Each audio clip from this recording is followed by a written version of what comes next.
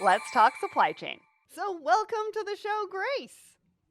Thank you so much for having me. I'm happy to be here. Once in a lifetime opportunity. So excited to be here with you today. Oh, I love that. And I'm so excited to have you here. I mean, there's a lot of similarities between us, a background in 3PLs, switching across to a career in media, championing women in the industry. I mean, I wish we lived closer so we could go to dinner. But for Right? now, we'll have to do with chatting here on the show. And I can't wait to find out more and introduce you to our listeners who I know are going to absolutely love you. So let's dive right in. Let's start at the beginning. You have a degree in international relations and affairs, which is interesting because I've had quite a few people on the show over the years with a similar background who go on to have careers in supply chain.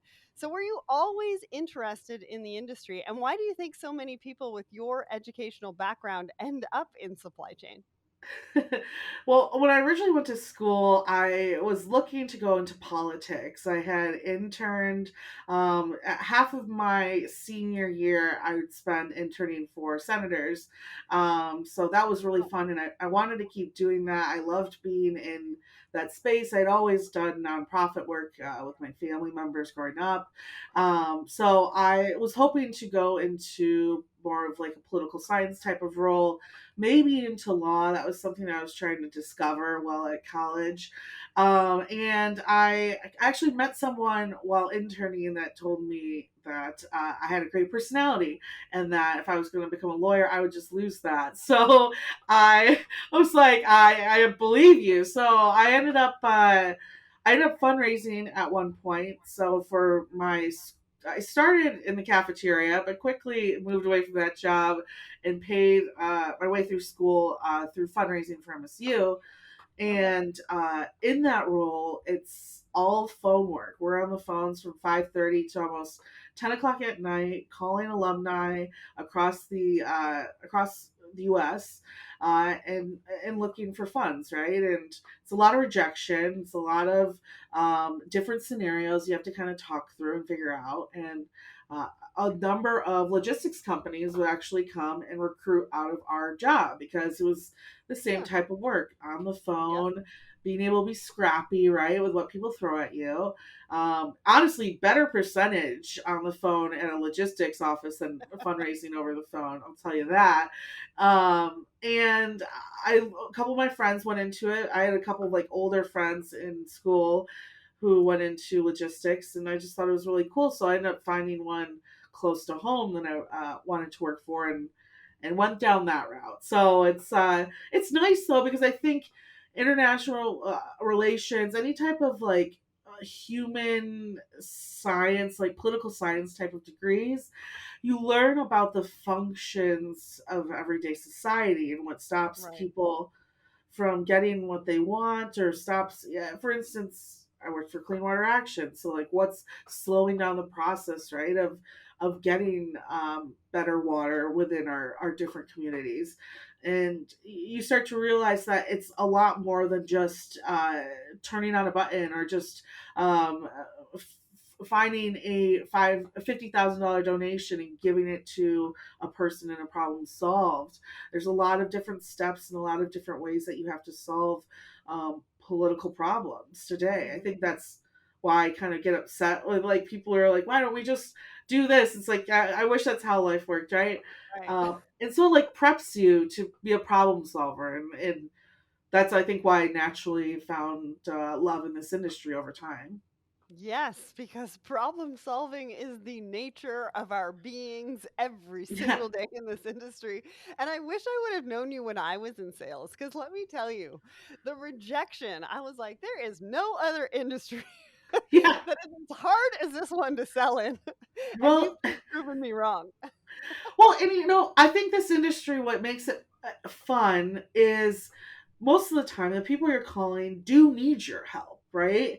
It's Mhm. not, it's almost less of cold leads and more just like really warm ones that you just have to figure out kind of like where you can put yourself in there. A lot of times, especially smaller brokerages, right? It's like, well, just give me that one lane that you hate the most. And that right there, I mean, you get 10 of those lanes and you can start making some good money in this industry. So I think where it differs from like fundraising is that the end of the day, I don't have to give you my money to go back to my university. Trust me, I would. My favorite list to call was a senior class because they're like, yeah, no, I have to pay for tuition before I'm gonna donate to you. So it's like it was I'm much gonna pay easier off my calling. loans. Yeah, exactly. No, 100%. And those were fun calls to flip. But it's like that that's much harder sale than just trying to build a relationship with someone who has a great opportunity and finding your way into it over time. Yeah, and then it's your operational department that's like, "Why did you sell that lane?" And you're like, "Please, we can get more." Yeah, exactly. Why did you find the carrier for it? Is the better question. Yeah, exactly. They're cursing you behind your back, and it takes a talent to really manage the internal customer and the external customer in logistics as well. So I'm sure fundraising helped with that too. But how did you Yes. go from fundraising, clean water action, right into a 3PL? You said that they recruit, like logistics companies recruit. Is that sort of how that transition happened? And what were you doing at the 3PL? So I when I started learning about logistics as an industry, my friends were probably a couple years older than me, right? So they would graduate and they would go work for some Chicago big boys. I won't throw their names out there, but I had a couple of friends by the time that I graduated were already kind of burning and churning out of that job. They like the job, Mhm. right? But they're at that 2 year mark where, they're either going to kind of like push you out of it, make it miserable. One in particular was on a huge growth streak. So um, I remember a couple of my friends leaving there. They love the industry, but they could make more money, but it's just culture wasn't right. So I'm like, okay, well, let me see if I can find a job in this, but an opportunity to grow, right? I wanted to be able to look back 2 or 3 years and say, oh, I'm in more of a management position than trying to find my weave my way out of the industry. And I stumbled upon a posting for a representative sales rep to start with a brokerage of what at the time was just two people. And the owner was looking to grow it, and we had a great discussion during the interview. My dad at the time too was having health issues, so I didn't want to like leave too Right. far. Mhm.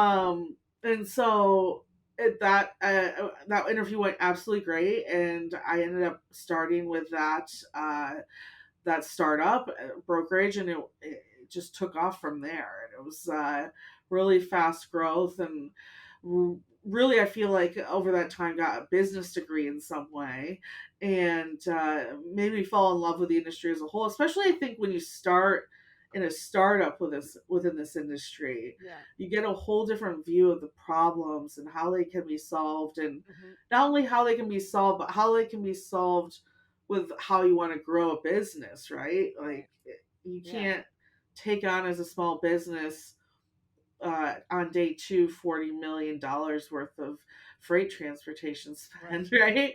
So it's like it was a really great way to learn the industry, learn it from like its grassroots level, and also learn how to grow a business at the same time. Amazing. And you ended up as chief strategy officer, I think, over there as well. Like, how did Yeah, you go from, and what was that period of time, right? Because you started off with two people, you were the third, and then yeah. you end up as chief strategy officer. And so, how many years in between, and what did that journey kind of look like? Because that's quite a difference in, I believe, a short amount of time. Yeah, it feels like it was just like so fast. Like you said, the part of the reason I loved it, I went in the interview is because I would get a chance to lead people, right? And in my head, I'm thinking I'm going to lead a group of 5 people.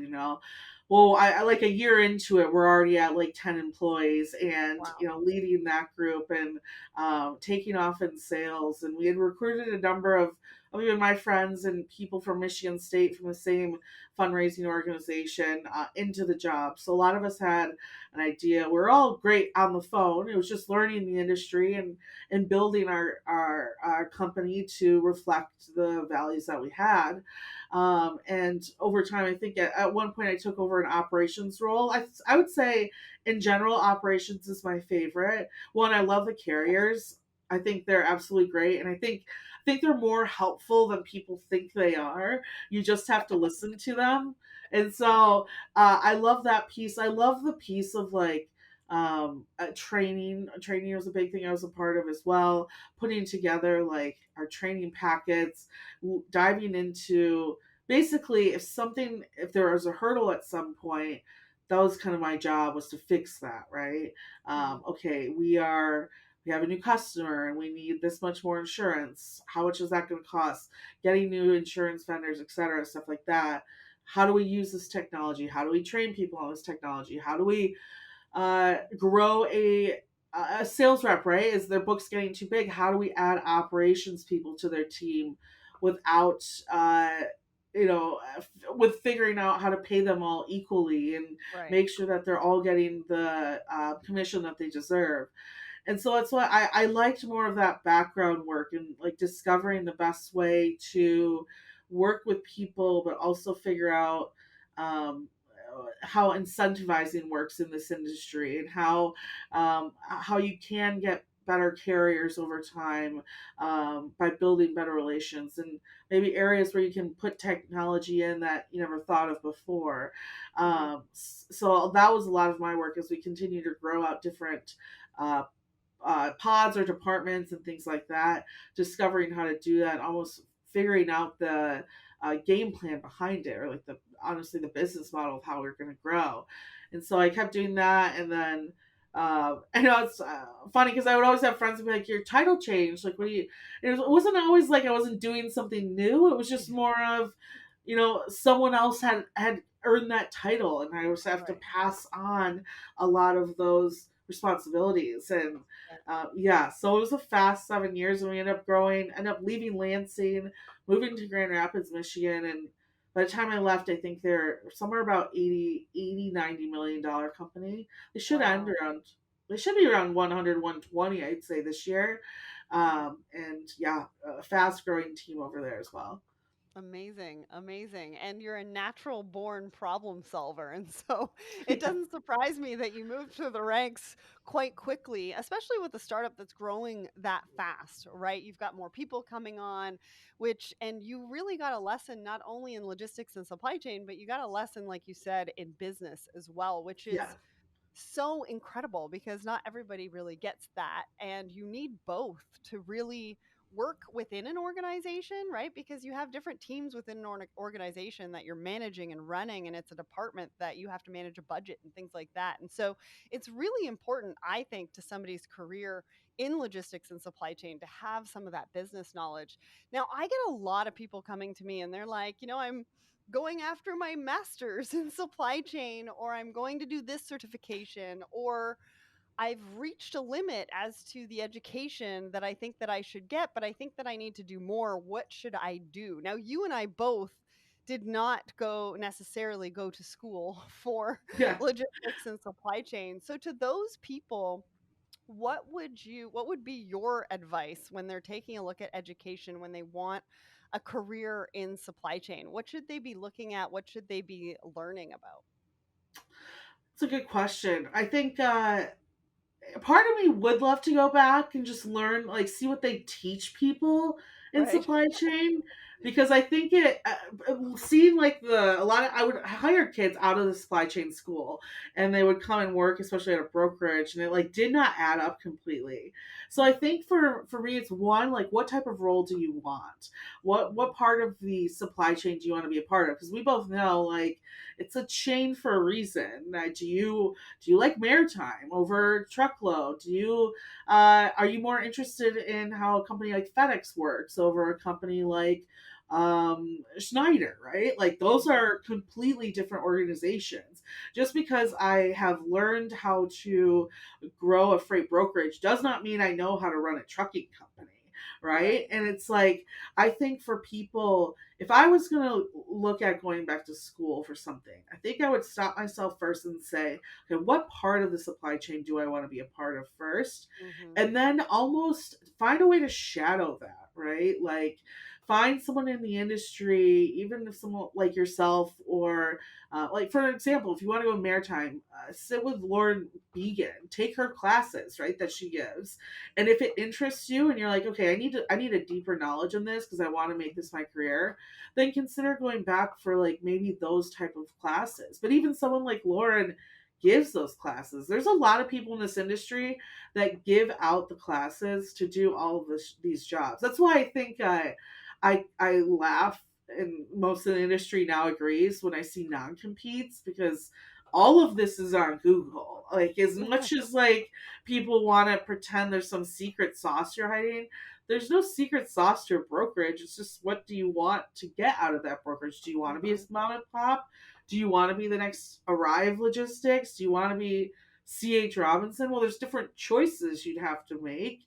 So Yeah. maybe go back for a business degree. That's something maybe I've thought about. But at the Yeah. end of the day, I also know and have networked with a number of people that I don't think I would need to pay. I don't think it would be worth what I would be able to leverage out of the people I know. So I'd say, Mhm. one, figure out where you want to be in the supply chain, because there's all different parts, right? Even packaging, right? Packaging, Yep. robotics, warehousing. There's a ton of different places you could go to, and then intern or find a way to like shadow and go from there. Yeah, I would agree with you. I took a bunch of different courses in different things. Like I Yeah, took one module for supply chain management, I think it was, or planning or something like that. And that was not my thing. yeah, So I moved no, on. yeah, So I did the freight forwarding one because I was in freight forwarding. I wanted to get the certificates because I was in the operational side. But then I took a whole designation in international trade. And the reason why I did that was because I was in sales. So it gave me a better understanding of what my customers yes, went through. Right? So I think yes, it's also depending on where you are in your career journey and what it is that you want to better understand. Right? yes, I think there's a couple of components there. You really gotta do some, like, deep personal work to figure yeah. out what it is and then go and see what's out there and try a module. Don't go for a designation if you haven't even tried it first. You know what I mean? Oh, exactly. I took a coding class in Python just because I wanted to see like what this was all about, and it gave me such a better idea of like why API and like EDI integrations like are hard to put together. Like, as an outsider, I'm like, hey, nerds, just code it out and like have it be done. I'm And guilty of and they're, yeah, you're right. You're like, why just change the formula, kids? Like, I don't. But then you start doing it, and you're like, oh yeah, no, it's like much deeper than that. And yeah. how rude of mine am I to like have expected you to fix that in 10 seconds? It's the Like, same thing with our ignorant. car, right? Like, we're like, what do you mean it's going to take 2 days to fix? Just take the part out.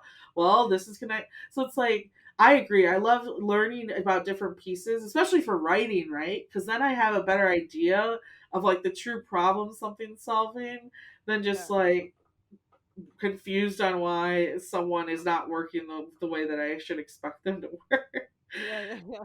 So let's go down that route because after the 3PLs, you went into media and got into writing and all sorts of stuff. You have your own show. So talk to me about that transition, the why behind that. And did you always like writing? Because writing is something that you really have to enjoy.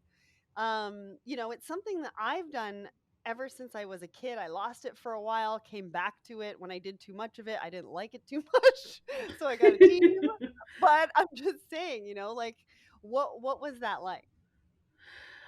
So I think the biggest thing is when I did leave, I was considering going into consulting more, but I was always a fan of freight waves, and I started watching and consuming freight waves content back when it was like a blog. Like, I literally, I said this to Zach Strickland the other day. Like, I remember the first day that they put you on camera, because it was like, it was awful. It was, and you've gotten so much better. But I just remember that first day, and I remember being like, okay, cool. They're trying to like do, and I'm a big fan of CNBC. Like, I have it on my TV all day. I'm like, this is really cool. This could be like a all freight CNBC situation. Like, I could Yeah. dig that.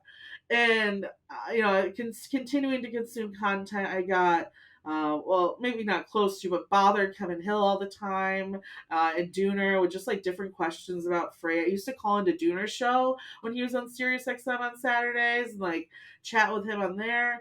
And so I already knew some people in here, and when I left, I brought it up briefly to Ryan Schreiber, a friend of mine, and I said, is this? And he was like, absolutely, I think this is something you could do. And why don't you just reach out to them and tell them kind of what you're looking to maybe provide to the team and see what happens. And so they're looking for someone to help with not just even freight technology, but freight investment writing. And Hmm. and I know at least enough about the investment arena. One, from past Freightways content, but two, just something I'd always been interested in, especially got really deep into around COVID.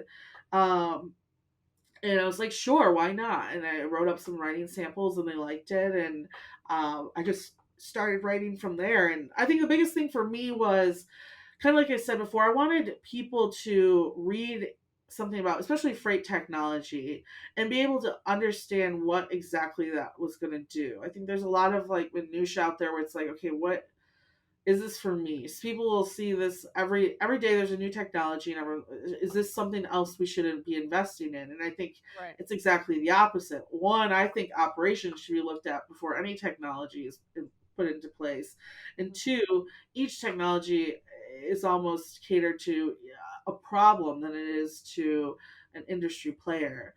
And so I wanted to help people figure that out. So that's why I really enjoyed writing, because I felt like it made people understand what exactly something could do, what technology Right. could help solve, and started, of course, getting good feedback on that. And then started doing shows. I took over Point of Sale from Andrew when he left, which was really fun. And I would say, growing up, like I was never camera shy. I'm even when I was at Fifth Wheel, like I was like, sure, if we need to do any media, like I'm there, I'm about it. Right. Um, there's a video when I'm like 6. We went to Disney World, and like the whole time is me like popping out of nowhere just to like be on camera. And I'm That's like, okay, awesome. yeah, maybe I was supposed to kind of do this. So I don't get shy with like public speaking.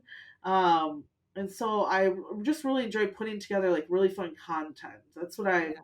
started to realize over this time. Is like I really like when people reach out to me on Twitter or something and say, hey, like I had no idea that was true, or that this could do that. And that's like what I think is really fun. I really love like John Oliver and like Colbert's style, Daily Show style type of content. And that's Yeah.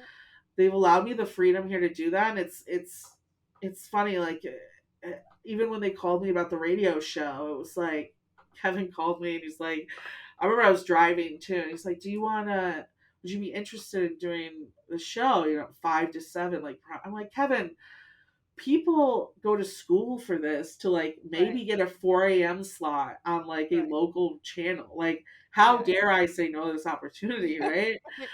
And it's just been such a cool ride. I mean, we've been getting such great feedback from listeners. At first, I was Yeah. so nervous because I took the spot from a driver lifestyle type of person. And I'm Yeah. like, great, now this like blonde girl's gonna come in here and tell us about how our business should be run. And I Right. Right. and Right. I was like really nervous that it was just not gonna be the type of content they like, but talking with so many people that listen to the show, they just absolutely love it. They love that Good. business, and they love the personalities, right? They love all of us at Freightways that contribute to it. So Hmm. um, I just kind of took a risk in something I didn't know that I would love so much. And this, there's such a niche in this industry for it. Hmm. Like, there's, if you know how to talk this industry, the ability for you to be in marketing or media for it is like sky's the limit. So Yeah. Yeah. congrats to you for just like doing exactly what you're doing now, because I know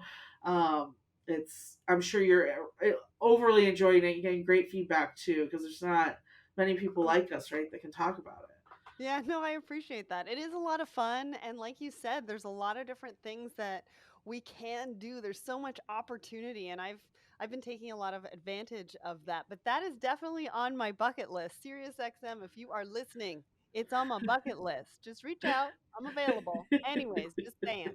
But like me, you're constantly asking people questions, right? You're constantly interviewing other people, whether it's for the blog, whether it's for your show, that kind of thing.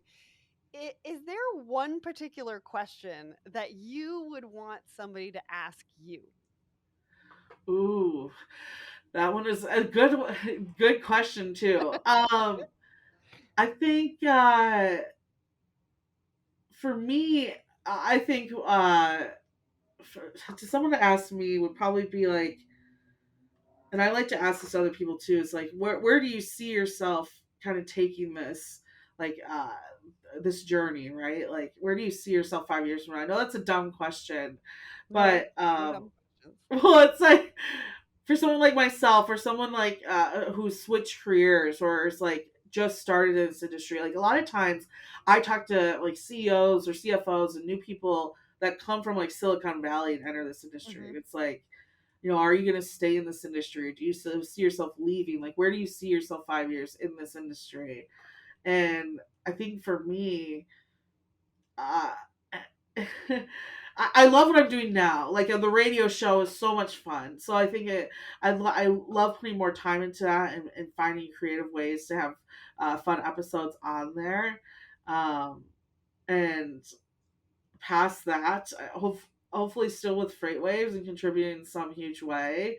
Yeah, Um, but it's I funny, love that. like I've been a part of like that high level executive role, and I'm not saying that I never want it again, but I think that sometimes our society treats business as like no, especially for women, right? Like we have to be CEOs. You have to like make your way to the top to be this powerful figure and to contribute in Mhm. some type of way. And I think that's what our society is quickly learning with this whole like I really hate the like quitting, whatever they call it, like the silent quitting.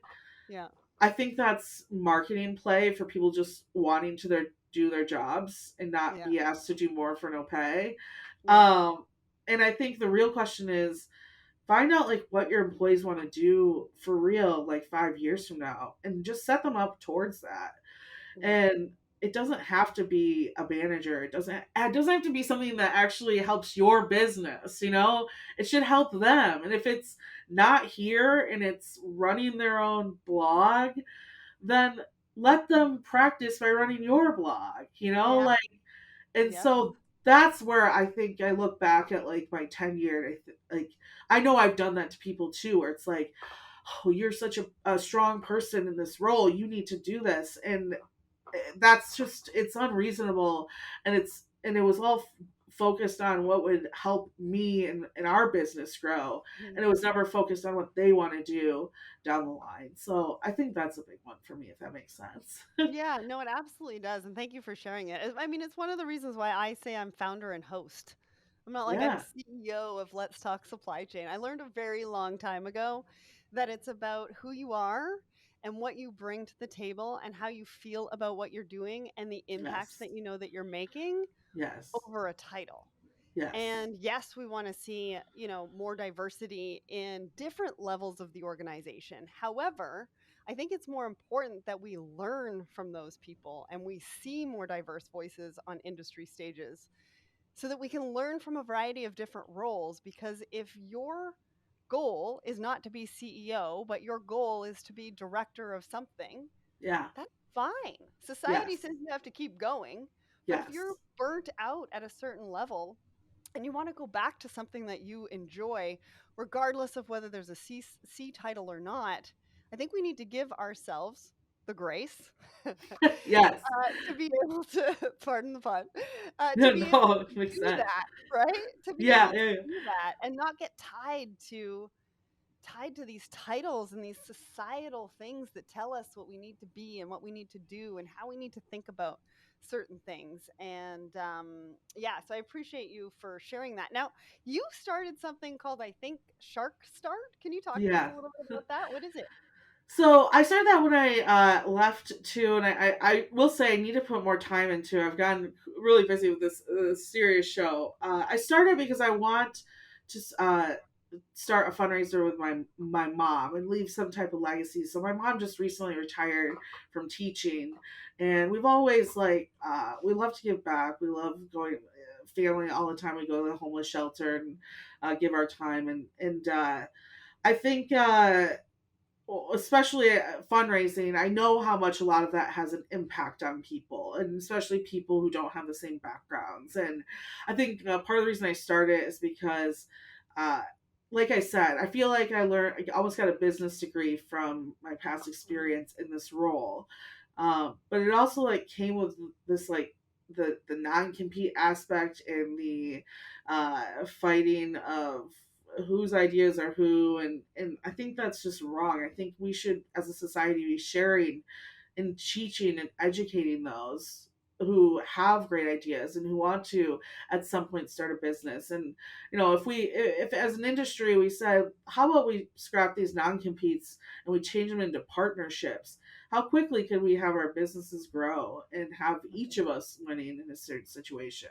So I wanted to start like an organization, and part of this too was like a mentor type of a mentor style type of arrangement where, for instance, even if you were through the program were put into an internship and um, given the scholarship for that time too. Because guess what? When you go to college and they make you an internship, they do make you pay for those credits. So even yeah, I think people don't realize that when a lot of like my I needed to get 10 credits, I think, of internship experience, and like they charge you for those. So it's like my goal was to help give scholarships for different internship experiences, pay for those internships, but Amazing. also set them up with good people in this industry who aren't going to tell them, oh, by the way, you're done with this experience.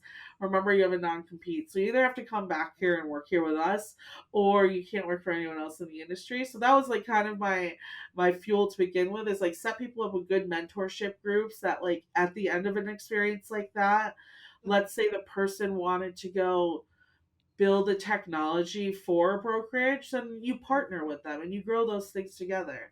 Yeah. Um, and really helping people in less fortunate backgrounds get those experiences as well. The Mhm. older I get, the more I realize that if people don't have the education in finance, the education in business, that how do people expect certain people to get out of certain situations, Mhm. right? Just work So true. hard and you'll get. Oh, what do you mean work hard? Like put an Yeah. extra shift at Taco Bell? Like that's no, that's not what you mean. And we both know that's not what you mean.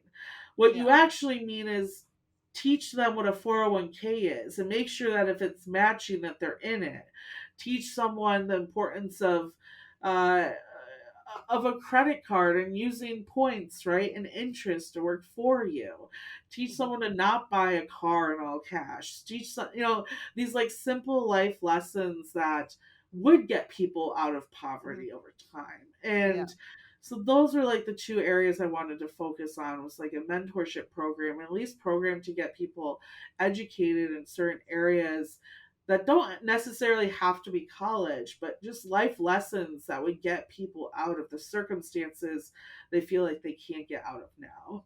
Amazing, amazing. I love that. I want to talk to you offline about what we're doing as well, because there could be some synergies there. But Yay. I think you're on the right track too. I also think that, investment in diverse businesses Yeah. aren't just for 1 month of the year, and then, Yes. if you don't catch it in that month, "Oh, okay, we'll see you next year, maybe," because we have Yes. so many hoops that you have to jump through to be able to get that investment. And so, I think that that's even part of the discussion as well, because I've spoken to so many diverse business owners that they're like, "In 2020, it was great. We had all these people." And then Yeah. September 2020, they all went away and they ghosted me. And it's like, Yep. why are we doing that? Yeah. It's not just 1 month a year. It's not just a black square on, Instagram or something like that. Yeah. It's not just waving the flag for 30 days a year.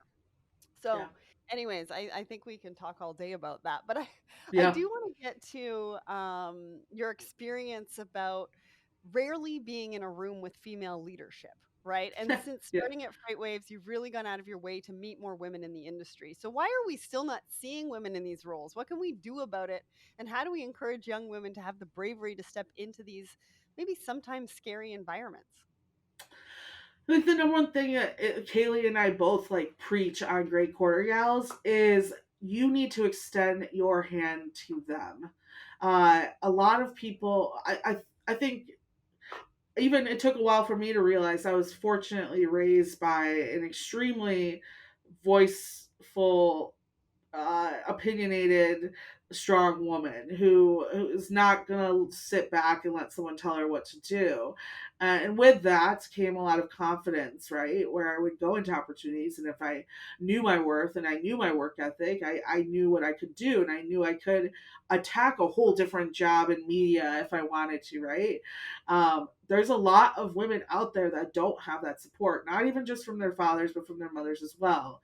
I had a friend in college who told me when she got into Michigan State, her whole family laughed at her right into her face and said, "Why would anyone go? Why would you go to college? You're clearly too dumb for that." And it's like, it's crazy to think that there's family that people are raised that way, and I think a lot of times this world would be so much better if people had empathy for why people do things or why people respond to certain things or why someone is shy or why you know what I mean, like why are people uh, uh if you have, let's say you're running your business right now and you keep putting out this role and there's a woman in your office or a young lady in your office that you think will just be really great for it, but she just doesn't put in for it, extend that hand.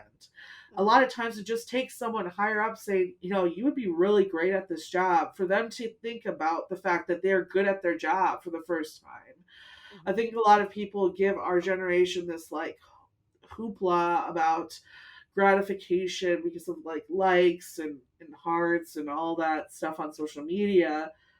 Even though I will say the boomers are the one that made the participation award, it's still we need, I think all humans need that. We all need that, and we all get it in different ways, that confidence, that pat on the back, that push forward.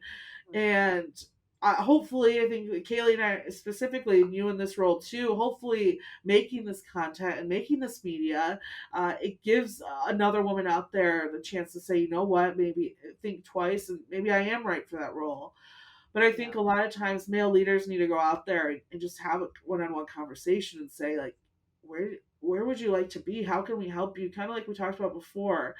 And you'd see a lot more women get farther in your business than you've had. And the secret, I always talk about this with Charlie too. The secret to recruiting women is just honestly retaining women. Right. Like people, how do I get more women to take this job? You know, we're putting cute guys out there at the career fairs. They just don't seem to be biting. No, no, no, no, no. How are you working on the women inside your business, and Hmm. watch how naturally the women come towards your business as well. So That's so true. that's my 2 cents there, as harsh Oh, as that's they may so be. true. No, I think that that's good, and it's so true, right? But I also think we need to ask more questions of each other. You talked about the why question, Yeah. right? I think, the next generation needs to ask some more questions. I think we need to ask more questions too. I think too many times there's too much assumption on both Yes. sides. Yeah. And assumption is not good for anybody. Yeah. I say something, but I don't mean it one way and somebody takes it another way. And I think we Yes. need to create safe spaces for us to be able to have the dialogue around that. And Yes. that's also what's going to not only retain diverse voices in our companies because they feel safe, they feel seen, they feel heard, and they feel like you care, not only as them as a professional, but also as a person in general. And I think that's how we're really going to get the next generation into our industry and then also have them stay. Yes. Right? I think the way 100%. things are sort of managed right now, you said more empathy. That's right. More empathy, more grace. I keep using this word. I Yeah. love the word. I love your name. Just say it. It's a But good giving one. more grace to Yeah. explore, to ask questions, to be vulnerable, Hmm. you know? Yes, exactly. my 2 cents too. But listen, Grace, I think we could keep chatting for the rest of the day. And I really love talking about your journey because I think it's so inspiring in a lot of different ways, right? I think it's really going to help the next generation remember that your degree, if you have one, doesn't have to define your entire career path. You can learn on the job and discover so much that you're not going to learn in a classroom. And you can pivot, right? Your career can develop as your passions and talents do. And it's really important to try new things and see where they take you. Those are lessons for all of us, really, actually. So, a massive thank you to you, Grace, for joining me today. I know that it's going to give a lot of listeners, especially young women, a lot to think about. Definitely. Yeah, I'll leave you with this stat. The influencer market is like a $16.5 billion market today. So if you can find your little niche somewhere like we have, the sky is the limit. So anyone out there thinking about making the switch, as long as you're dedicated to it and are willing to open yourself up like you have, um, anyone can follow in our footsteps. So I appreciate you giving me the time on here, and thank you for doing what you've done for supply chain. Oh, I appreciate you so much. Thanks so much, Grace.